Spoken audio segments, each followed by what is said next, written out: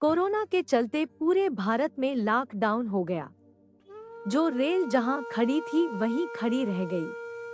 हर कोई सोच रहा था कि रेल देरी से चल रही है, इसलिए खड़ी है, पर यह नहीं पता था कि रेल तो लॉकडाउन की वजह से खड़ी है।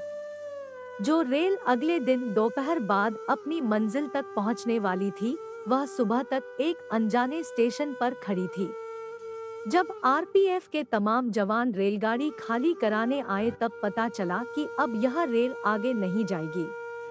प्लेटफॉर्म पर अफरा-तफरी का माहौल बन गया। लोग सोचने लगे कि अनजान जगह पर जाएं तो जाएं कहां। तभी आरपीएफ के एक जवान ने कहा कि जहां जाना है जाओ, पर इस रेलगाड़ी को खाली करो। पूरे देश में लॉकडाउन हो गया है। वहां असमंजस की स्थिति बन गई कि क्या किया जाए। हर कोई अपने घर या जान पहचान वालों को फोन पर इस बात की खबर दे रहा था। फोन की बैटरी खत्म होने की वजह से कई लोग तो खबर देने के लिए किसी दूसरे से मोबाइल मांगते नजर आए, तो किसी ने अपना मोबाइल देते समय नाक भौं सिकोड़ी। ऐसे समय में कईयों ने तो अपना मोबाइल ही देने से मना कर दिया। एक मुसाफिर ने किसी से मोबाइल मांगकर घर वालों को फोन किया। खबर सुनते ही घर वाले परेशान हो गए। वे इस बात पर जोर दे रहे थे कि तुम जल्दी घर आ जाओ। उन्हें इससे मतलब नहीं था कि किस साधन से आना है। भीड़ में शामिल एक मुसाफिर अजय मदान प्लेटफॉर्म की सीढ़ियां उतर रहा था। तभी सीढ़ियों से ही बाहर का नजारा देख उसकी आंखें फैल गई। बाहर फुटपाथ पर लगे चाय समोसे बेचने वालों, छोले कुलचे बेचने वालों को पुलिस जबरदस्ती धरपकड़ कर रही थी। पुलिस वाले हर किसी की दुकान बंद कराने पर आमादा थे। प्लेटफॉर्म के बाहर भी अफरा-तफरी का माहौल था।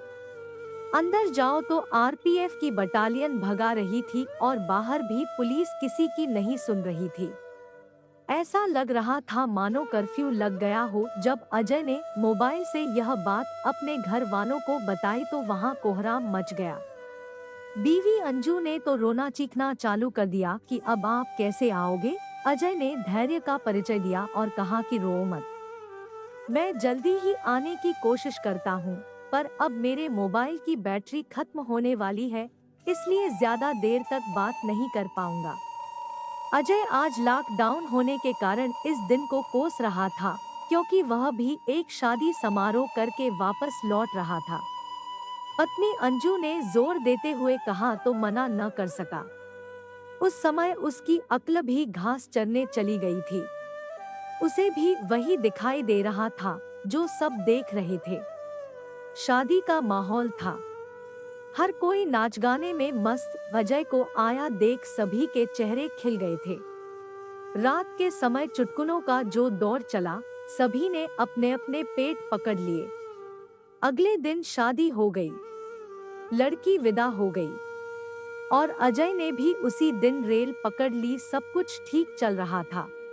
उम्मीद थी कि अगले दिन दोपहर 3 से 4 बजे तक वह घर पहुंच जाए, पर रेल तो किसी अनजान दूसरे स्टेशन पर ही खड़ी थी। छोटा सा स्टेशन था, टूंडला। नाम भी बड़ा अजीब था। सुबह हो चुकी थी, सूरज चढ़ रहा था, पर अनजान जगह को देख अजय सकते में था। उसे कोई रास्ता नहीं सूझ रहा था। 21 दिन का लॉकडाउन तो जैसे तैसे पूरा कर लिया, पर अब इस लॉकडाउन को और ज्यादा बढ़ा दिया गया था। जेब में जो पैसे थे, खत्म होने की कगार पर थे। फाकाक्षी की नौबत आ गई थी। किसी तरह अपने जीने के लिए वह इधर-उधर से रोटी का जुगाड़ करने लगा। पढ़ा लिखा होने के बावजूद भी अजय को सभी दुत्कारते। उसकी तो मानो भिखारी जैसी स्थिति हो गई। पहले सड़क पर बांटने वाले मिल जाते थे तो वहां खा लेता, पर अब वहां भी सन्नाटा था। इस वजह से अजय को घर घर जाकर खाना मांगने की नौबत आ गई। भीख मांगते देख उसे रोना आ गया। भीख मांगने के लिए अजय ने एक घर का दरवाजा खटखटाया तो जानी पहचानी आवाज सुनकर हैरान रह गया। दरवाजा एक औरत ने खोला। उसे देख अजय को पुरानी घटना याद आ गई। क्योंकि उस लड़की के पिता कभी शादी का प्रस्ताव लेकर उसके यहाँ आए थे और स्वयं भी वह उसे पसंद करता था, पर दहेज के लालच में माँ ने यह रिश्ता ठुकरा दिया था और वह मूकदर्शक बना रहा। बाद में उसे अपनी लाचारी पर गुस्सा आया कि क्यों वह अपनी माँ को समझा न सका। वक्त ने आज फिर उसे लाचार अवस्था में ला खड़ा किया था। वह आत्मग्लानि से भर गया और वहां से तुरंत चला गया। भूख से अजय के पेट की अंतड़ियां सूख रही थी। उसमें उठने की भी हिम्मत नहीं हो रही थी। अचानक ही पुलिस की सायरन बजाती 10 से 20 गाड़ियां उधर से गुजरी, जहां अजय पेट पकड़े किसी दुकान के चबूतरे पर लेटा हुआ था। सायरन की आवाज अजय के कानों से गुजरती हुई जा रही थी। चबूतरे पर पड़ा अजय फटी आंखों से पुलिस को देख रहा था। अजय के इस तरह देखने पर पुलिस ने अपनी जीप रोकी और वहां बैठने की वजह पूछी। अजय ने सारा दिलेहाल बयां किया। पुलिस उसे थाने ले आई, उसे खाना खिलाया, फिर फोन कर पुलिस ने सच्चाई पता लगाई। सच पता चलने पर पुलिस ने उसकी मदद करने की हामी भरी। अजय के साथ पुलिस को घर आया देख सभी हैरान रह गए। वहीं अजय की हालत तो ऐसी हो गई मानो काटो तो खून नहीं। घर वाले भी अजय के हुलिये को देख पहचान नहीं पाए। जब अजय ने पूरी बात बताई तो सबकी आंखों में आंसू झलक आए। अजय की यह अंतही पीड़ भुलाए नहीं भूल रही। उसकी दिमागी हालत डगमगा गई, पर सुकून है कि उसे उसका घर मिल गया।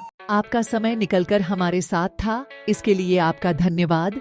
अगली बार फिर से मिलते हैं नए और रोचक वीडियो के साथ। चैनल को सब्सक्राइब करना न भूलें। धन्यवाद और शुभकामनाएं।